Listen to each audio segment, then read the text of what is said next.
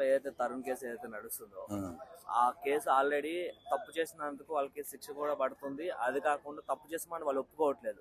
అయితే అదంతా ఢిల్లీలో ఇలా నడుస్తుంటే మన తెలంగాణ నుండి బీఆర్ఎస్ పార్టీ నుండి సల్మాన్ అని చెప్పి ఒక నేత, బీఆర్ఎస్ నేత, ఆయన అక్కడ పోయి వాళ్ళకి సపోర్ట్ చేయడం ఎంతవరకు కరెక్ట్ సార్? తప్పబ్బా.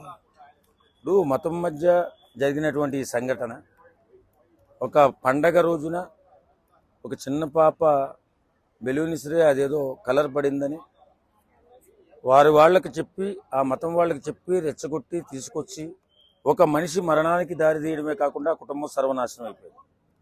ఇలాంటప్పుడు కూడా మతం అడ్డు పెట్టుకుని మాట్లాడే దుర్మార్గులు చాలామంది ఎక్కువైపోయారు. వాస్తవంగా ఇక్కడ బీఆర్ఎస్ పార్టీ అధికారంలో లేకపోయినా ఇంకా కూడా వాళ్ళ నైజం మారలేదంటే ఏం చెప్పాలి? ముస్లిం సమాజానికి ఓ సూచన చేస్తున్నా వాళ్ళు చేస్తున్నటువంటి ఒక చిన్న తప్పుని నేను చెప్తాను. ఒక చిన్న సంఘటన గొడవ జరిగినప్పుడు ముస్లింకి తదుపరి వేరే ఏ మతం వాడికైనా ఒక గొడవ జరుగో లేకపోతే ఆటో యాక్సిడెంటో కారు యాక్సిడెంటో జరిగినప్పుడు ఒక కుసంస్కారం ఒకటి ఎక్కువగా కనిపిస్తుంది వాళ్ళలో. ఏంటంటే ఫోన్ చేసి పిలిచి వాళ్ళని పిలిచి అక్కడికి వచ్చిన తర్వాత న్యాయ విచారణ చేయకుండా ఎవరిది తప్పు తెలుసుకోకుండా దాడి చేసేటటువంటి ఈ కుసంస్కారం చాలా ఎక్కువగా ముస్లిం సమాజంలో పాతుకుపోయింది. దాని నుంచి బయటికి రావాలి వాళ్ళు. వాస్తవంగా వారంటే ఎవరికి ద్వేషం లేదు. ఎందుకంటే ఎవరి మతాన్ని వారు గౌరవించుకునే సాంప్రదాయం మన దేశంలో ఉంది.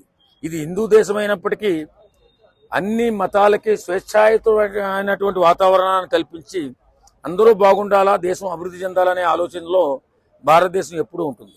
కానీ ఇలాంటి చిన్న చిన్న విషయాల్లో ఏదో ముస్లింకి హిందువుకి గొడవ అయిందనుకో, గొడవ వాళ్ళిద్దరి మధ్యనే కాకుండా మతం మధ్యానికి తీసుకొచ్చేసి వాళ్ళని పిలిపించేసి విచారణ లేకుండా దాడి చేసేటటువంటి ఈ కుసంస్కారానికి స్వస్తి పలకాలి.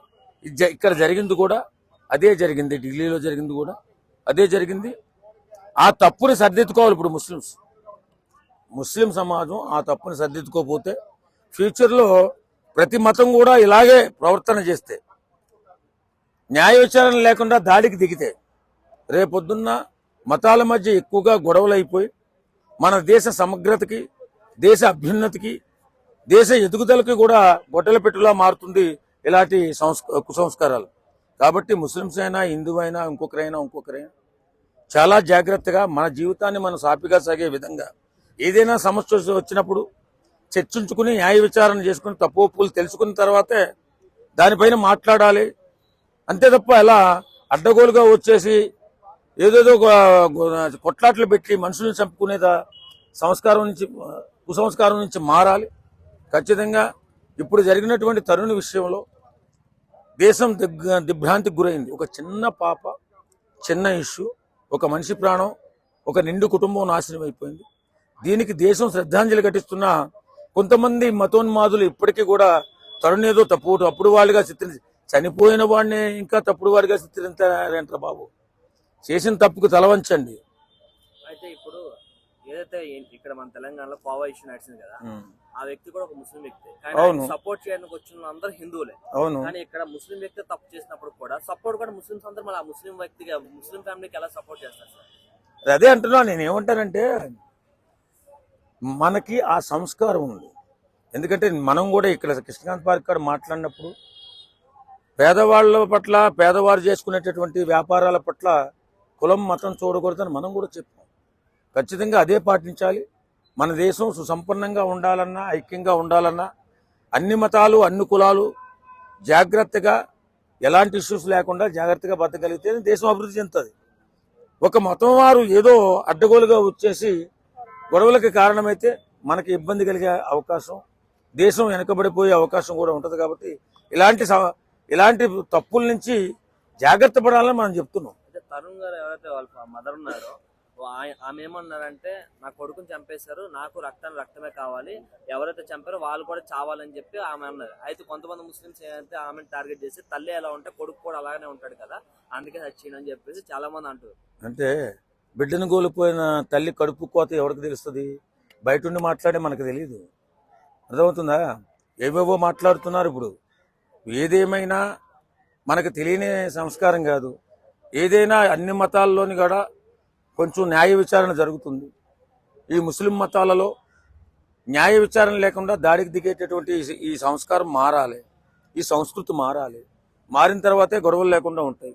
కాబట్టి ముస్లిం పెద్దలు కూడా ఆలోచించేది ఏంటంటే విశిక్షణ, న్యాయ విచారణ లేకుండా ఏదన్నా సమస్య వచ్చినప్పుడు దాడికి దిగకుండా ఉంటే ఇలాంటి మరణాలు తగ్గే అవకాశం ఉంది. ఎందుకంటే సరే మీరు దాడికి దిగుతారు, అలాగే 80% ఉన్న హిందువులు కూడా సంఘటితంగా దాడికి దిగితే దేశ సమగ్రత ఏమవుతుంది? ఇది ఆలోచించాలి. ప్రతి మనిషిగా పుట్టి అన్నం తింటున్న వాళ్ళు జాగ్రత్తగా ఆలోచించుకోవాల్సిన విషయం ఏంటంటే మనం మనిషిగా పుట్టాం, అన్నం తింటున్నాం, జ్ఞానంతో బతుకుతున్నాం.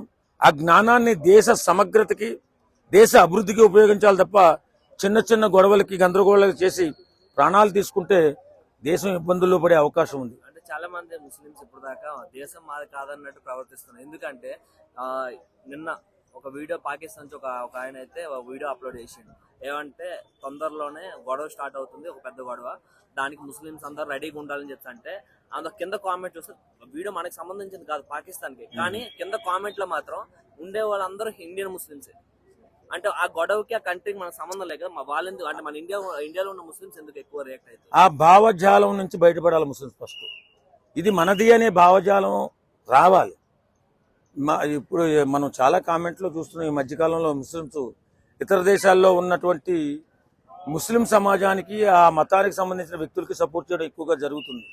ఇది మనదే అనే భావం లేదు. ఎందుకంటే నిజంగా దేశం విడిపోయిన తర్వాత ముస్లిం దేశాలు విడిపోయినాయి, హిందూ దేశం విడిపోయిన తర్వాత హిందువులు ఏం కోరుకున్నారంటే ఇక్కడ మనిషి ముఖ్యం, మతం ముఖ్యం కాదు అని కోరుకున్న చేతే ప్రతి ఒక్కరు కూడా అన్ని మతాలు ఇక్కడ ఉండొచ్చు, అన్ని మతాలకి సమానమైనటువంటి హక్కులు ఉంటాయనేటటువంటి ఆర్డర్ పాస్ చేసి ఇక్కడ అందరినీ కూడా ఉంచడానికి అవకాశం కల్పించారు. ఇది హిందువులు చేసినటువంటి గొప్ప త్యాగం వాస్తవంగా చెప్పాలంటే. అప్పట్లో